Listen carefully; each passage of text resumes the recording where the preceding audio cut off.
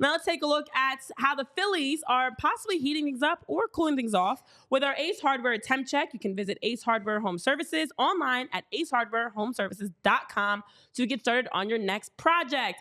Can we have a project at the catcher position?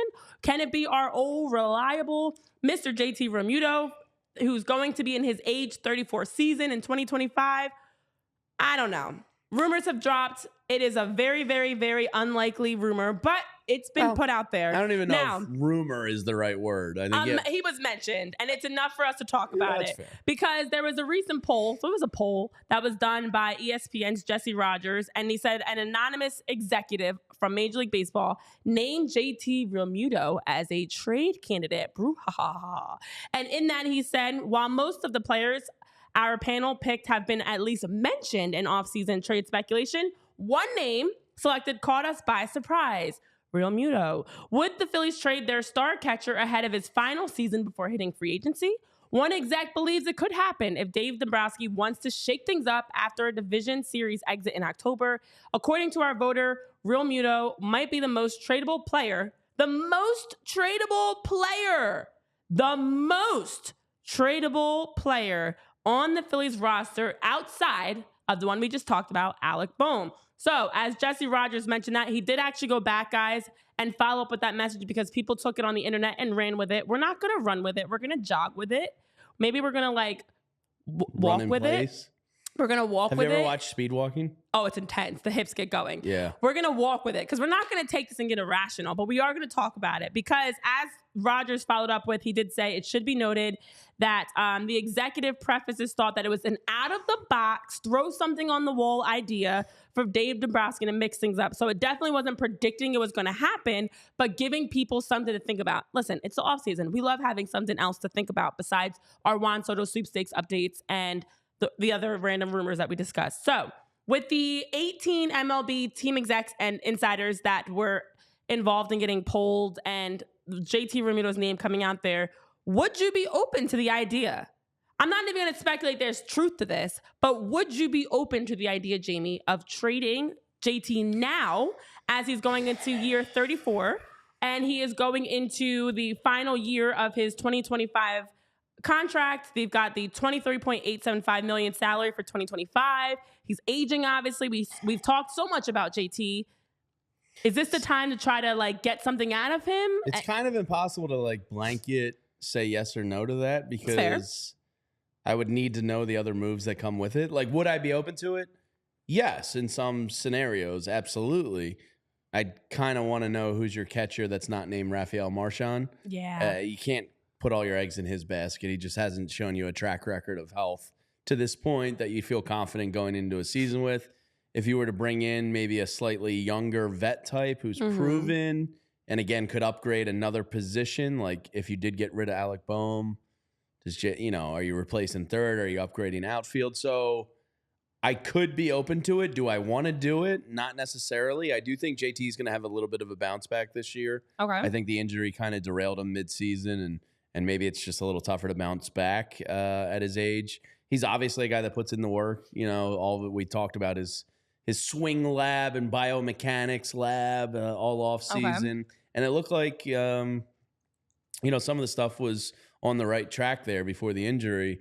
I'm not rushing to do it, but I would certainly be open to calls on it. But I'd have to kind of know what else is coming and who's behind the plate next year. And the other aspect of him that I worry about, not necessarily the pop time and the arm, but just the managing of the staff and how the new guy would do, with Zach Wheeler, with Aaron Nola, et cetera. Tyler, I'm curious your thoughts on it too. I have absolutely zero interest in moving JT this offseason in particular. You're going to have the conversation next year because his contract's up, right? Yep. Is it a bridge type of contract until you feel comfortable with someone else in the organization?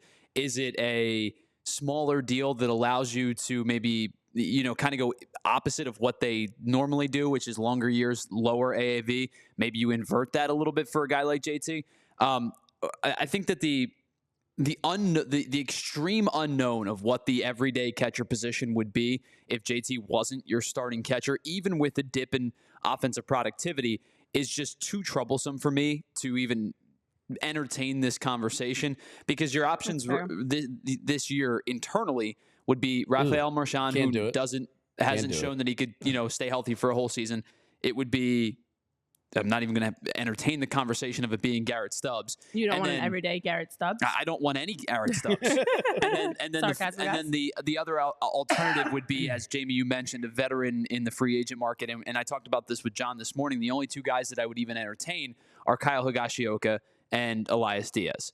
And neither of those two guys. And he's 35 years old. They're both 35 years old, right? I believe 34 and 35 or something along those lines. Like, you talk about the veteran catchers. I think the guy that you would have considered if you wanted to have this conversation 3 weeks ago was Travis d'Arnaud. And obviously that's not the case now because he's signed in LA. And I think cheap too. I think that this would be a really foolish conversation to have this season because you're already going to have it next year. Don't rush this process for a guy who, even if the offensive returns have diminished, is still a darn good defensive catcher. The pop time is there.